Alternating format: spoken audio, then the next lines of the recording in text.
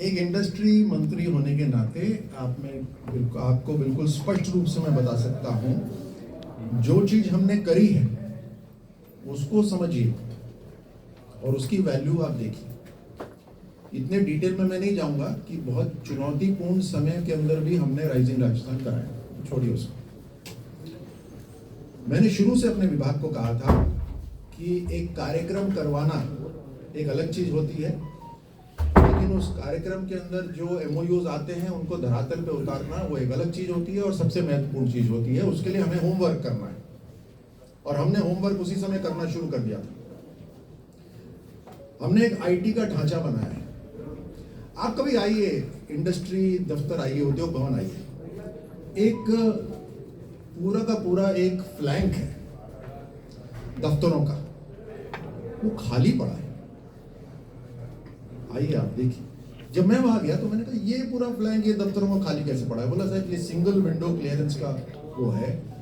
मैंने कहा single window clearance की ऐसी हालत क्यों है? बोलते कई साल से ऐसे ही पड़ा है, यहाँ पे दूसरे डिपार्टमेंट के अधिकारियों को आना होता है। मैंने कहा 21वीं सदी के अंदर आपको दफ्तर बनाने की क्या जरूरत है? आईटी में ढांचा बनाइए, जो पत्रकार जहां बैठा है हम वहीं से वीसी कर सकते हैं, वहीं से हम ये जो सिंगल विंडो क्लियरेंस है वो भी कर सकते हैं। उदाहरण दे रहा था पत्रकार, सिंगल विंडो क्लियरेंस हम कर सकते हैं। आज हमारा आईटी ढांचा पूरा बन गया है, जहां पर हर एक व्यक्ति जिसने एमओयू करा है, आपके अगर मित्र हो तो आज ही पकड़िए उनको और आज ही टेस्ट करिए और उसको वीडियो भी बना लीजिए कि उसने जो एमओयू करा है उस व्यक्ति ने, वो एमओयू अभी कहां पर है, वो उसकी फाइल कहां पर है, वो वहां दिख जाएगी। यही नहीं, होता क्या है जब हम जमीन किसी को देते हैं, सबसे बड़ी समस्या रेवेन्यू की आती है, जमीन की आती है। जब हम जमीन देने की बात करते हैं तो हम ऑक्शन करते हैं। ऑक्शन करते हैं तो जिसको बिजनेस करना है उसके दिमाग में कुछ आंकड़े होते हैं, वो आंकड़े सारे बर्बाद हो जाते हैं ऑक्शन में, क्योंकि कीमत इतनी ऊंची चली जाती है। और फिर उदाहरण अनेक है, 3 साल में बनाना होता है लेकिन 20-20 साल तक उसको एक्सटेंड कराते रहते हैं। उसके बाद रियल एस्टेट में उसको दूसरे को बेच देते हैं। ये नहीं होगा और ऑक्शन भी नहीं होगा।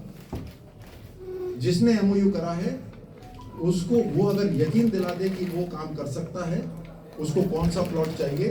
प्लॉट करीब 400 इंडस्ट्रियल पार्क हैं हमारे, 400 इंडस्ट्रियल पार्क सारे आईटी के ऊपर हैं। राजनिवेश.com के ऊपर 400 इंडस्ट्रियल पार्क हैं। उस 400 इंडस्ट्रियल पार्क के अंदर एक इंडस्ट्रियल पार्क के अंदर कौन सा प्लॉट खाली है वो भी उसमें दिख रहा है। आपको केवल उंगली रखनी है और अगर एमओयू उस निर्धारित तिथि के अंदर है तो आपको स्ट्रेट 1-to-1 वो जमीन मिलेगी। तकरीबन 300-400 लोगों को सीधे अलॉटमेंट हो चुका है और वो अलॉटमेंट चल रहा है। जो जितना बदलाव हुआ है वो बदलाव बहुत बड़ा है। यहां तक कि मैं आपको ये भी बता देता हूं, अंदर की बात है, छापिएगा नहीं,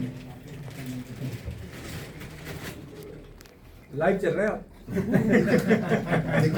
सूचना प्रसारण मंत्री रहा हूं।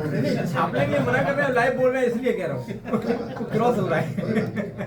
ये एक ऐसा शब्द एनर्जी अभी हुआ कि साहब 3 लाख करोड़ के हमने धरातल पे उतार दिए हैं, जो बहुत ही कम समय में हमने धरातल पे उतारे हैं। लेकिन एनर्जी के ऊपर जो धरातल पे उतर रहे हैं, मैं केवल उससे संतुष्ट नहीं था।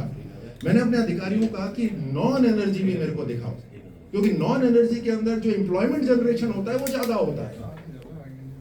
तो 30,000 करोड़ का अभी काम चल रहा है, जो जल्दी मुख्यमंत्री जी घोषणा करेंगे, तो हम उस दिशा में भी चल रहे हैं। तो हम इस चीज का भी ध्यान रख रहे हैं कि हमें एम्प्लॉयमेंट जनरेशन कराना है, हमें एनर्जी तो करनी है साथ साथ। तो ये था।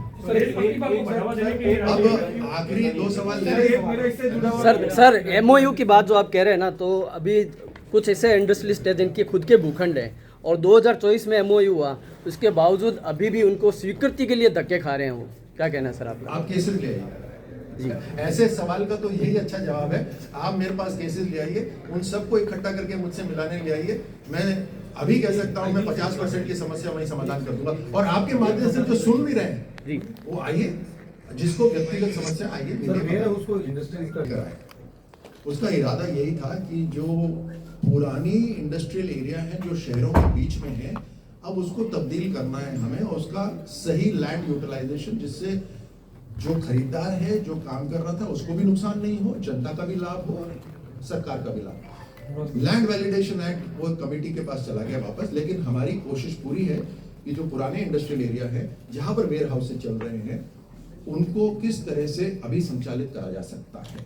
साथ साथ नए वेयर हाउसेज के लिए आपके माध्यम से मैं बताना चाहूंगा कि राजस्थान के अंदर, क्योंकि दिल्ली मुंबई फ्रेट कॉरिडोर निकल रहा है, करीब 500 किलोमीटर का यह फ्रेट कॉरिडोर है जो राजस्थान के अंदर से निकल रहा है।